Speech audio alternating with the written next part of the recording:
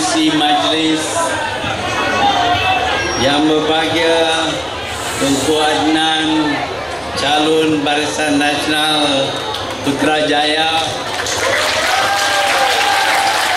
calon-calon Barisan Nasional, pemimpin Barisan Nasional di Putrajaya, Dev-dev sekalian, tuan-tuan, puan-puan, hadirin sekalian, Assalamualaikum warahmatullahi wabarakatuh.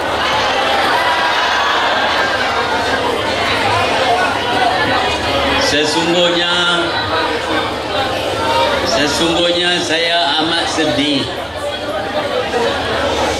karena pada pagi semalam seorang pegawai yang bekerja kuat, yang tidak korup, telah ditembak mati oleh pengganas upahan saya percaya. Saya dalam keadaan kita gembira hari ini, saya cuma nak minta supaya kita hadiahkan Fatihah kepada Allahyarham yang telah menjalankan tugasnya dengan begitu cemerlang sehingga menyebabkan musuh-musuh negara membunuhnya. Al-Fatihah. Bismillahirrahmanirrahim. Iyyaka na'budu wa iyyaka nasta'in. Shiratal ladzina an'amta 'alaihim. Terima kasih. Tuan-tuan, puan-puan, hadirin sekalian, sekali lagi negara kita ini mengadakan pilihan raya. Dalam pilihan raya ini kita memberi kebebasan kepada siapa saja untuk bertanding dalam kawasan-kawasan pilihan mereka tanpa apa-apa gangguan. Saya diberitahu bahawa seorang daripada Kelantan bernama Husam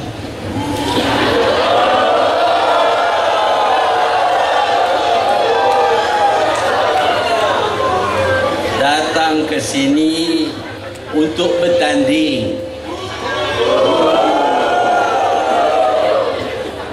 Saya diberitahu juga bahawa semalam pemimpin PAS Ni Aziz datang ke sini. Saya sedih kerana orang ini yang menggelar dirinya sebagai ulama, yang memakai serban dan berjanggut, tetapi kerap membohong. Pembohongan yang akhir ini ialah kononnya Husam ini dihantar ke sini kerana mereka percaya saya akan bertanding di Putrajaya. Semua orang tahu saya dah bersara. Saya tak ada niat nak bertanding dengan siapa pun. Bukan saja orang dalam negara kita ini tahu. Saya ingat banyak orang di seluruh dunia pun tahu saya dah bersara. Tak ada niat nak bertanding. Tetapi untuk memberi alasan kenapa Husam datang daripada Kelantan ke sini untuk bertanding, kononnya kerana mereka dengar saya nak bertanding di sini. Tuan-tuan dan puan-puan, ini satu lagi penipuan yang datang daripada mulut orang yang menggelar dirinya sebagai ulama Islam. Sudah tentu orang ini apabila dia buka mulut dia bohong. Berkenaan dengan agama pun dia bohong. Kononnya PAS itu Islam, Islam adalah PAS. Jadi kalau tempat tak ada PAS, tak ada Islam lah. Dia berani cakap bohong macam itu. Apa jadi kepada orang di luar daripada Malaysia yang tak ada peluang nak menyertai PAS? Apakah 1.6 bilion orang Islam sudah tidak Islam, jadi kafir? Niat ni Aziz ialah kalau boleh dikafirkan seluruh umat Islam supaya dia seorang aja tinggal jadi Islam. Ini adalah sifat seorang yang amat bongkak. Dia nak tunjuk kata dia seorang saja Islam dan dia kafirkan orang UMNO. Apa hak dia nak mengkafirkan orang UMNO? Tuan-tuan dan puan-puan, kita tidak harus mengkafirkan sesiapa tanpa kita membuat pemeriksaan dahulu. Tetapi tanpa apa-apa periksaan, dia dengan mudahnya menyatakan kononnya orang UMNO ini kafir. Saya ingat ini satu sandiwara. Saya tak percaya ada orang akan terima kononnya saya ini kafir. Saya dilahir sebagai orang Islam, membesar sebagai orang Islam, dan saya diberi pengajaran berkenaan dengan agama Islam. Saya semayang, saya puasa, saya beribadat yang lain, keluar zakat, buat kerja haji pun, dan juga umrah. Kalau dia nak tanya saya tentang sama ada saya sembah orang lain daripada Allah, dan saya kata ya, barulah boleh kata kafir. Dia tanya agak? Dia tak tanya saya, dia tak tanya orang UMNO pun. Dia cuma dengan begitu saja mendakwa kononnya orang UMNO ini kafir. Ini adalah satu kezaliman, dan Islam melarang kita melaku yang zalim. Dalam Quran disebut dalam 43 ayat, apabila kamu hukum, hukumlah dengan adil. Adilkah orang ini kaki pembohong ini? Macam-macam dakwaan dibuat berkenaan dengan agama Islam. Kononnya semayang orang UMNO tak dapat pahala. Wah, macam mana dia tengok ada buku-buku dah? Dia dah pergi dah sana. Kalau dia nak pergi sana pergi tengok buku, pergilah. Kalau dah pergi sana tak balik dah. Ini orang kaki pembohong. Kononnya masjid yang orang UMNO buat, oh itu tak dapat pahala juga, tapi dia pergi semayang juga.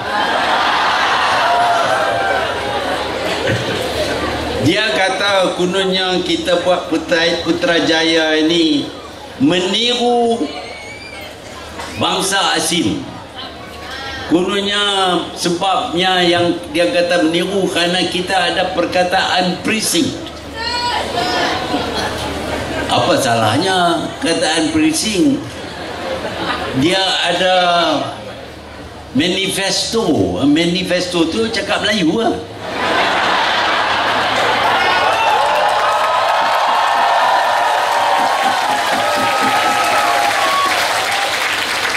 Dia tak tiru orang asing. Sebab tu di Kelantan jalan-jalan tak ada tar. Kita yang berbotar. Ini kesalahan kita pasal jalan di sini pun ada tar. Oh, di New York pun ada tar. Karena itu konon kita tiru orang asing. Dia tak pernah tengok ko jalan ada tar. Daripada dulu pun kita ada jalan tar. Kalau kita bubuh nama precinct ke apakah, itu bukan sebabnya yang kita tak boleh diri Putrajaya. Kita diri Putrajaya kerana Kuala Lumpur menjadi begitu sesak, payah nak tempat pegawai-pegawai kerajaan di situ untuk menjalan pentadbiran negara. awal-awal lagi kita dah sedar dah. Semakin lama Kuala Lumpur akan lebih sesak. Ni Aziz tak kata apa, orang PAS tak kata apa.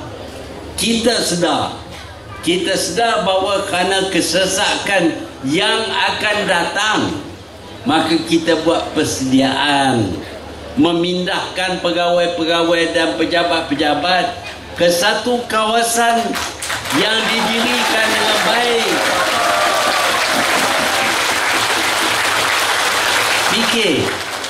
Fikirkan kalau tak ada Putrajaya, Kuala Lumpur tak boleh bergerak.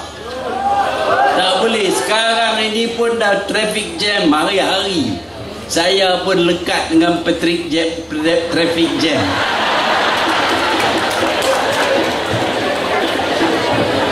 Oleh kerana kita ada Putrajaya, di sini tak ada lah traffic jam sangat.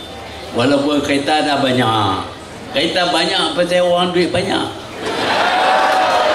Takkan boleh ada kereta kalau tak ada duit. Daripada mana datang duit pegawai-pegawai kerajaan? Gaji kerajaan. Gaji dinaik berkali-kali. Sekejap-kejap naik gaji. Masa saya dulu tak naik gaji. Saya pincin pun tak naik. Tak apalah, itu nikmat yang mereka terima. Alhamdulillah. Sekarang ni di Putrajaya pun ada jam juga pasal kereta dah banyak. Kita berbangga kerana orang kereta banyak.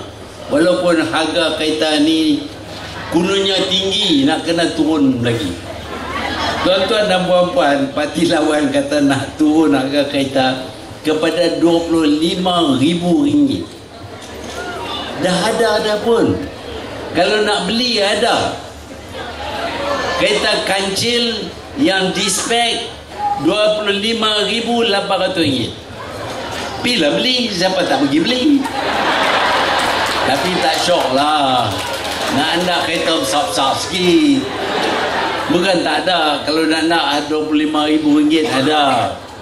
Tapi kalau semua kereta turun harga RM25,000, orang semua beli kereta, naik atas jalan tak bergerak. Macam mana nak bergerak? Terlangsung banyak kereta.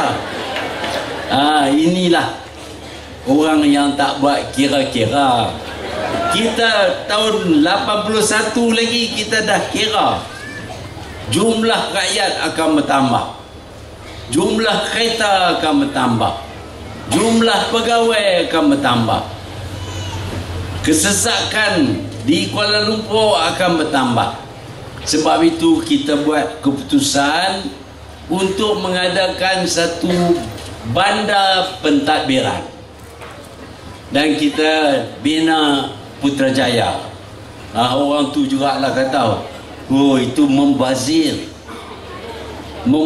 duit kerajaan, nak lelong.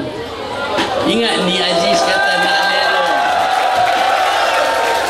Saya dah beli loceng bagi dia supaya dia boleh duduk depan masjid, lelong masjid. Masjid bentuknya cukup sesuai untuk shopping kompleks. Lelong lah. Tapi lah ni tak mau lelong. Tak mau lelong. Pasal nak mai ke Putrajaya. Nak datang ke Putrajaya kerana di sini boleh dirikan kerajaan. Kita dah siap dah bangunan untuk diri kerajaan. Tapi bukan untuk Ni Aziz. Bukan pun untuk Hadi. Bukan, sudah tentu bukan Anwar.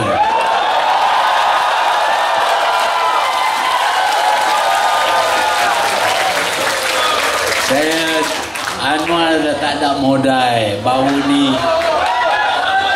Baru ni buat ucapan minta supaya saya mati. Inilah kempen parti parti PKR. Guru nak minta supaya saya mati cepat-cepat. Ya, itu bukan kuasa dia, itu kuasa Tuhan. Apalah dia nak niat buruk dia boleh niatlah macam mana.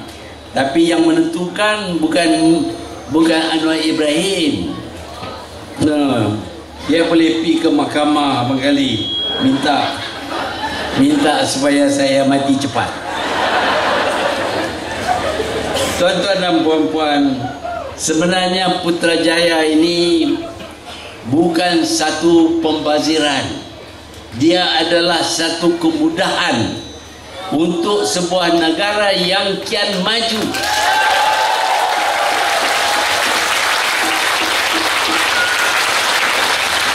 Kenapa Malaysia kian maju?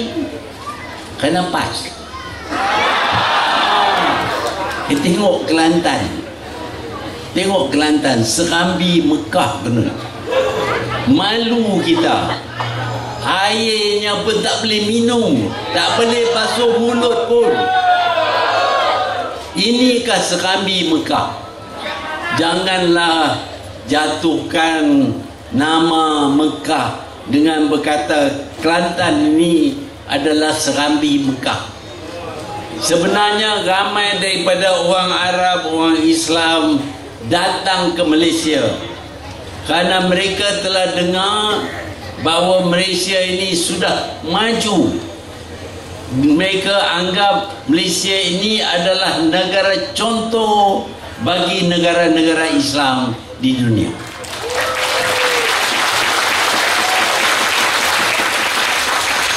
Dan kita lihat ramai orang Arab, Islam dan orang Islam lain datang ke Malaysia. Apakah mereka pergi ke Kelantan? Tak ada. Dia datang ke KL, dia datang ke Putrajaya, dan dia kagum melihat bagaimana sebuah negara yang diperintah oleh orang Islam dapat dibangunkan dengan pesat. Bukan Kelantan.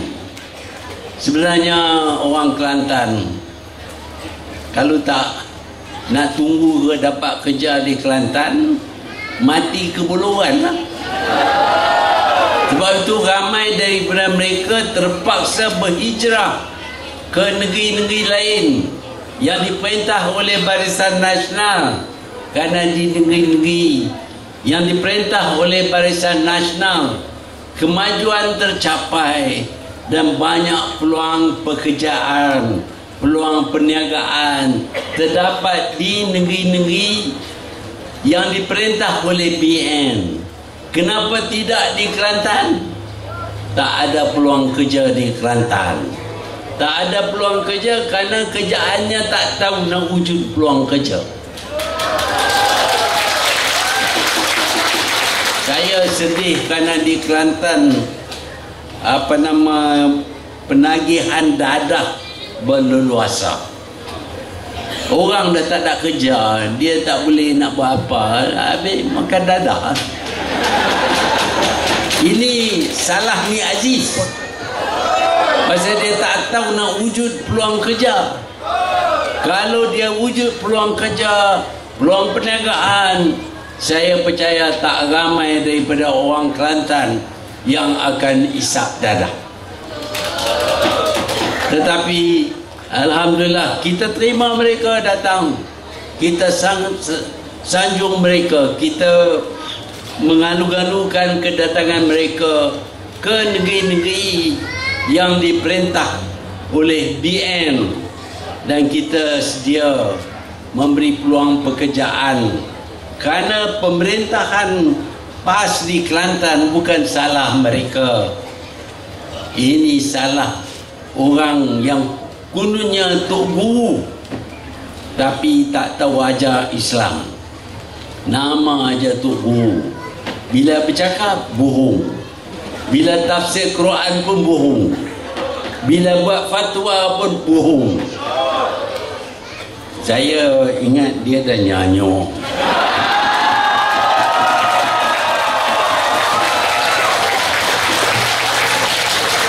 Saya ni umur 87. Dah tua dah. Kalau tengok ni nampak tua orang. Berapa kali jatuh tadi? Ini dah umur 82. Nak berdiri pun dah tak boleh. Masih nak bertanding lagi. Sampai bila-bila?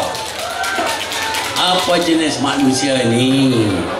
Sungguh kita tukarlah diri engkau dulu.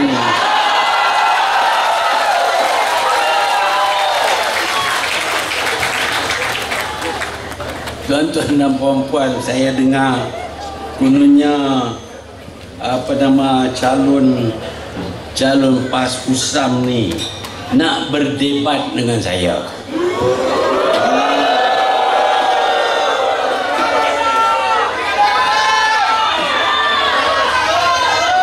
Saya pergi ke Kuala Kedah. Bila saya buat ucapan, dia bising. Dia menjerit-jerit, pasang motosikal bagi bising. Orang macam ni tak tahu debat, dia tahu bising saja. Kalau debat dengan kita pun, kalau dia salah pun dia tak terima dia salah. Lagipun siapa dia Usam? Kalau banding dengan umur saya, dia masih budak-budak. Pergilah debate dengan kawan-kawan engkau tu yang sama umur. Tak usahlah nak cabar-cabar orang. Nak jawab ini pun tak boleh. Apa yang saya kata ini betul ke tak betul? Dia tak boleh jawab. Tuan-tuan dan puan-puan, alhamdulillah kita telah bangunkan Putrajaya ini sebagai ibu kota bagi pemerintahan negara kita. Dia sudah terkenal di seluruh dunia.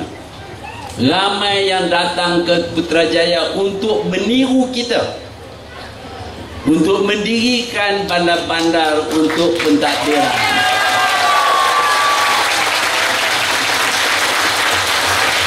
Bukan kita tiru orang, orang tiru kita.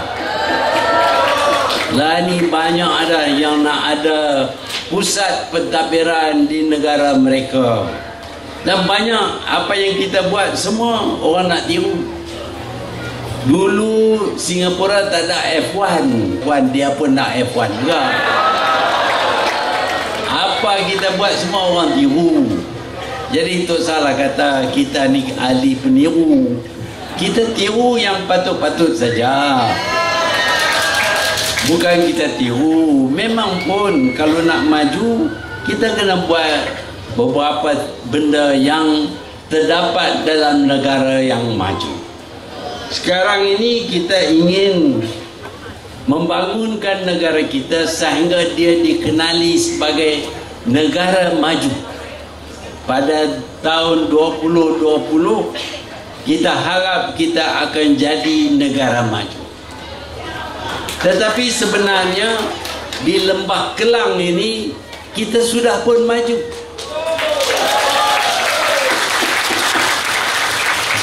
Pergilah di negara-negara maju, bandingkan kemudahan di sana, bangunan-bangunan di sana,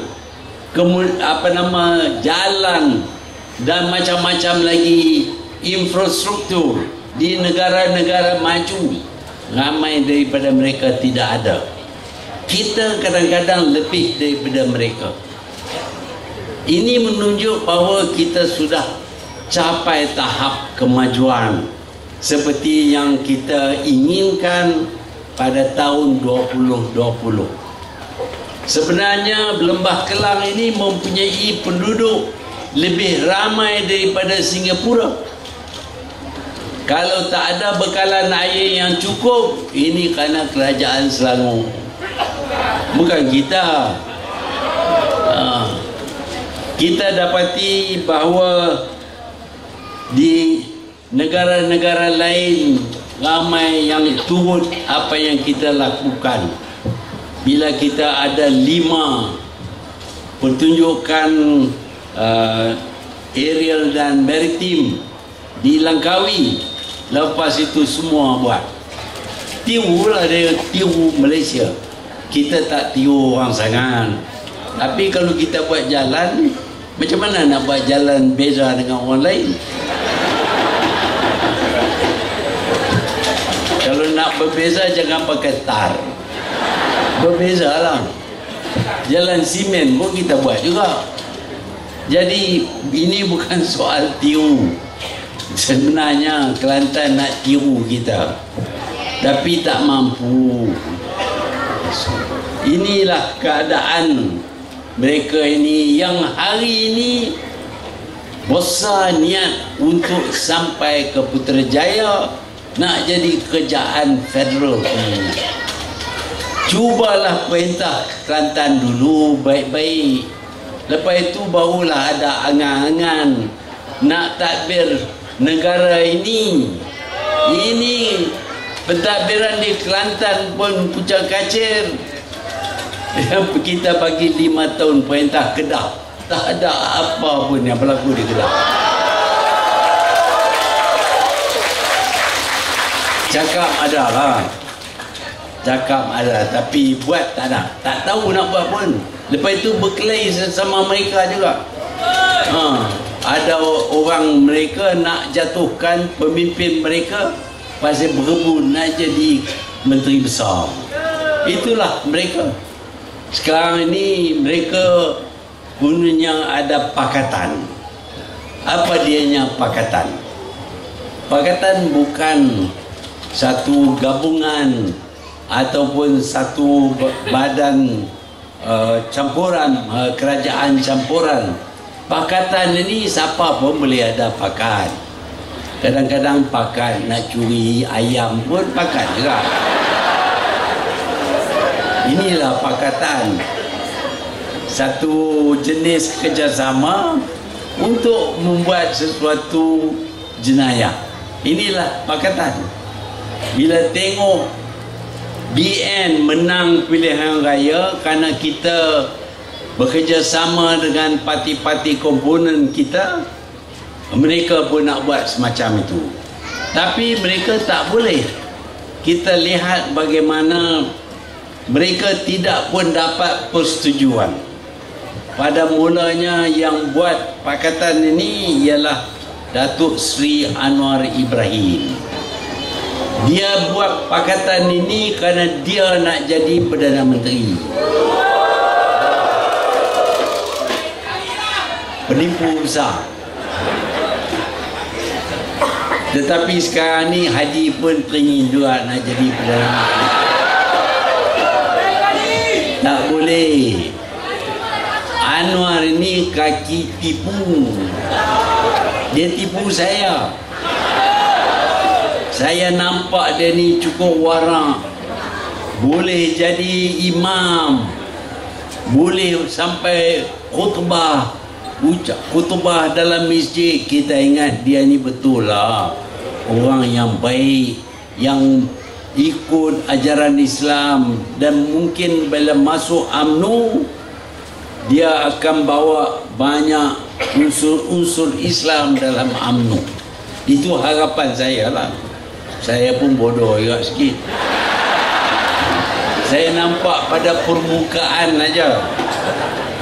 Ada janggut kecil,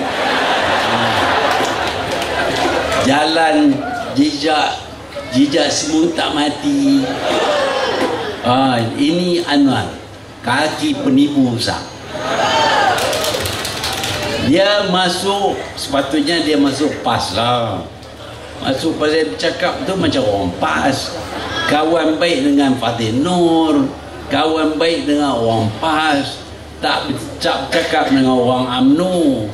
Pada tahun 1982, tiba-tiba saya dapat maklumat Anwar nak masuk UMNO. Saya pun berasa gembira juga. Orang ini yang begitu warak, yang boleh buat khutbah dan boleh jadi imam, nak masuk UMNO, baguslah. Saya pun terima. 5 tahun, 10 tahun kemudian barulah saya sedar. Kalau dia masuk PAS, tak mungkin nak jadi Perdana Menteri. Pasal PAS tak pernah pun ada sekok Perdana Menteri pun. Yang biasa ada Perdana Menteri ialah UMNO. Jadi kalau masuk PAS tak ada lah can. Masuk UMNO, pura-pura kononnya nak, kerana dia percaya kepada perjuangan UMNO. Oh, saya pun kagum dengan orang ini, cakap cukup baik. Lepas itu bila masuk saja UMNO, bagi tahu kat saya nak jadi ketua pemuda. Saya ingat tak apa jugalah, dia patutlah jadi ketua pemuda. Saya suruh Haji Suhaimi bagilah tempat kat Anwar. Haji Suhaimi kata, not on your life. Haji Suhaimi tak akan undur nak bagi tempat kepada Anwar. Saya pun sokong Anwar supaya dia menang, kalahkan Haji Suhaimi. Dan untuk 30 tahun Haji Suhaimi tak cakap dengan saya. Inilah korban saya nak bagi orang ini jadi ketua pemuda. Lepas saja jadi ketua pemuda, nak jadi naib presiden. Saya kata, Anwar, you ketua pemuda dan naib presiden dah. Apa nak jadi naib presiden lagi? Oh, itu naib presiden secara kebetulan. Saya nak bertanding jadi naib presiden. Saya pun kata tak apalah. Dan dia bertanding, dia menang. Lepas itu dia nak jadi timbalan presiden. Saya kata kepada Anwar, kita tak pernah cabar timbalan presiden selagi dia ada. Kalau dia sudah tidak ada, bolehlah bertanding nak jadi timbalan. Tapi dia lawan dengan Cik Ghaffar yang pada masa itu menjadi timbalan presiden. Cik Ghaffar ini terkenal, terutamanya di Sabah. Dialah yang menubuhkan UMNO Sabah. Orang Sabah, semua bahagian-bahagian UMNO di Sabah sokong Cik Ghaffar.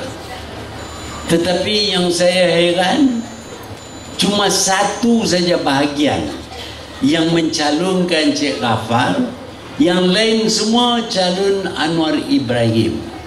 Saya terkejut, macam mana boleh orang Sabah yang sayang kepada Cik Ghaffar tiba-tiba calon Anwar Ibrahim. Dia calon pasal ada duit sikit. Inilah politik Anwar, politik duit.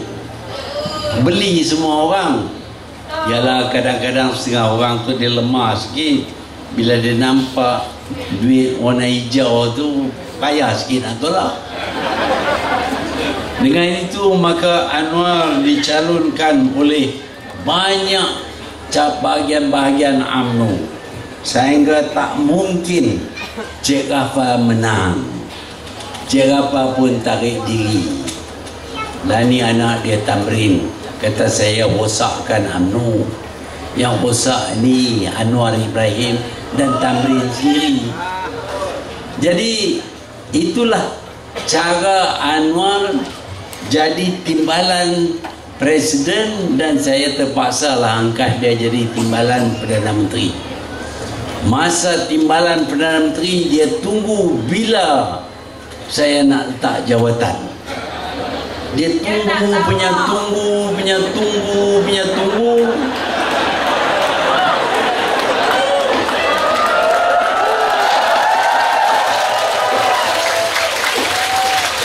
Katalah pun dia minta supaya saya sakit. Memanglah saya sakit. Pergi belah dada, orang buat apa dia buat dengan jantung saya pun tak tahu. Tapi selepas belah dada saya balik, nampak sihat. Anwar kata, orang ni bila dia nak pergi? Dia duk tunggu saya pergi. Sekarang saya tak pergi, tak letak jawatan, dia cucuk kawan-kawan dia dalam UMNO supaya memburukkan saya. Kononnya saya ini terlibat dengan rasuah, saya ada kroni macam-macam. Tapi dia sendiri tak, dia sendiri tak kata apa, suruh orang dia kata. Saya kata tak apalah, kalau dia nak ambil lah, saya nak berhenti ke mana pun. Tetapi kita dapati bahawa selain daripada niat nak jadi Perdana Menteri, dia ada niat yang lain juga, niat yang kita tak boleh terima lah. Kerja-kerja kotor macam ni, busuk, macam mana boleh buat? Jadi orang macam ni tak boleh jadi Perdana Menteri, tak boleh jadi Perdana Menteri. Bilik Perdana Menteri itu besar, ada pegawai-pegawai masuk, kadang-kadang pegawai-pegawai muda pun masuk juga.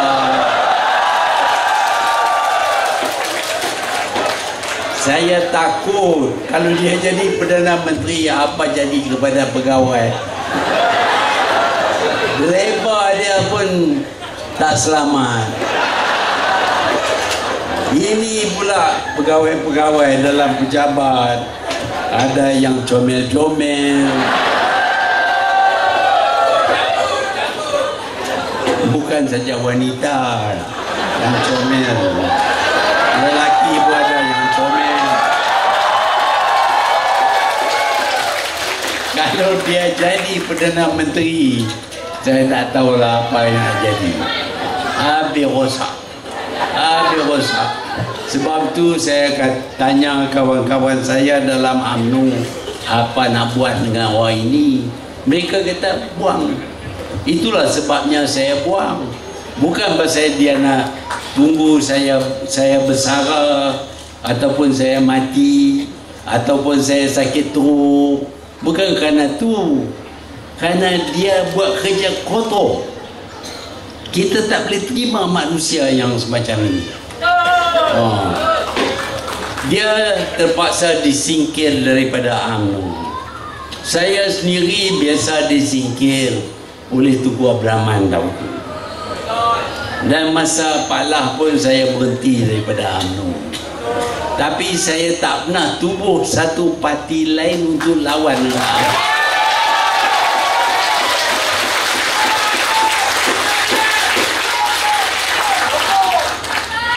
Saya sabar sehingga UMNO ampunkan saya dan benarkan saya masuk balik dalam UMNO. Ini manusia ni bila disingkir saja, buat parti keadilan kunun, pergi jumpa Yahudi apa semua, sokong dia. Inilah Anwar Ibrahim yang sekarang ni nak lihat saya mati. Tak apa, saya mana nak boleh hidup selama-lamanya, saya akan matilah, tak apalah itu. Tapi dia berdoa menggali, minta saya mati. Carilah jalan lain nak ganti tempat, ada cara-cara lain. Ini niat tak baik semua. Inilah orangnya yang sekarang ni bercita-cita untuk nak jadi Perdana Menteri, yang menjadi pemimpin pakatan, yang melempar fitnah rahmah kepada orang semata-mata kerana ingin nak jadi Perdana Menteri. Tuan-tuan dan puan-puan, kalau kita nak jadi Perdana Menteri, kita tak usah, tak berhempas pulas pun kita jadi Perdana Menteri. Mana kita tahu, Tunku Abdul sendiri tak tahu, kata dia nak jadi Perdana Menteri, tiba-tiba dia dipilih jadi Presiden UMNO. Lepas itu UMNO berjuang untuk kemerdekaan. Bila merdeka, Tunku jadi Perdana Menteri. Bukan dia nak jadi Perdana Menteri sejak dia dilahir. Demikian juga Tun Razak, Tun Husin. Saya pun tak ada harapan nak jadi Perdana Menteri, fikirlah. Dan itu orang Kedah balik lah. Fikirkanlah.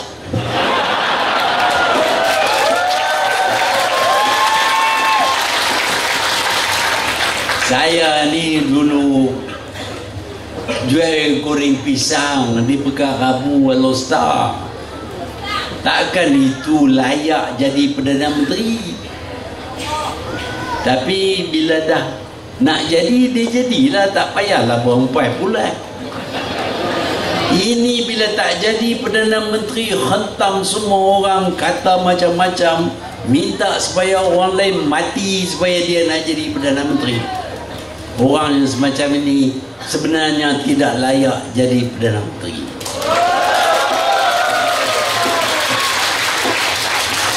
Masa dia jadi timbalan pun dah rosak banyak dah. Sekarang ni kudun dah ada niat nak jadi Perdana Menteri. Yalah, ini satu orang yang gila-gila nak jadi Perdana Menteri, masuk UMNO. Pasal dalam UMNO boleh jadi Perdana Menteri, tak masuk PAS. Bila dibuang daripada UMNO, tiba-tiba baik dengan PAS, dengan DAP pun. Kalau kita baca dalam surah khabar tentang apa yang dia kata kepada PAS dan DAP semasa dia ada dalam kerajaan, semuanya tak baik.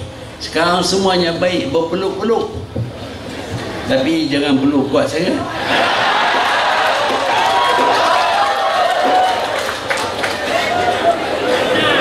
Tuan-tuan dan puan-puan, kita dah dengar syarahan daripada Tuan Haji. Saya datang di sini kerana saya bisa kerja di sini sebagai Perdana Menteri.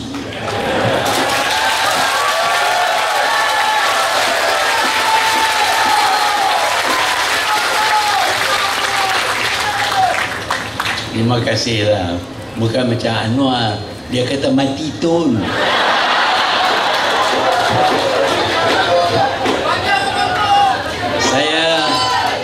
Saya datang ke sini pada malam ini kerana saya ingin berusaha bersungguh-sungguh supaya Putrajaya ini janganlah terlepas kepada orang yang tidak ada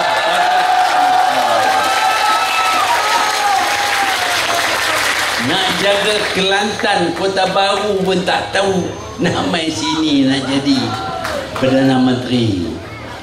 Sebab itu kita kena tentukan pada 5 hari bulan Mei semua keluar awal-awal lagi seperti diminta tadi oleh Tunku Adnan, calon Putrajaya, supaya kita tentukan Husam dikalahkan dengan cara yang teruk.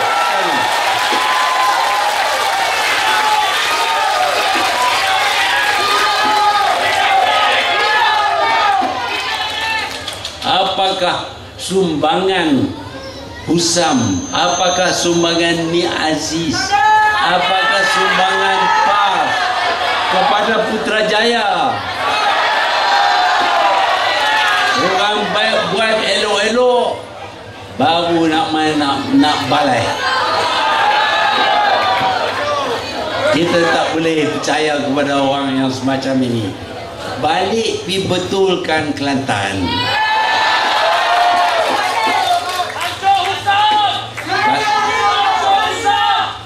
Kalau dah berjaya di Kelantan, minta izin daripada kita supaya dia boleh kerja di pejabat-pejabat di Putrajaya ini.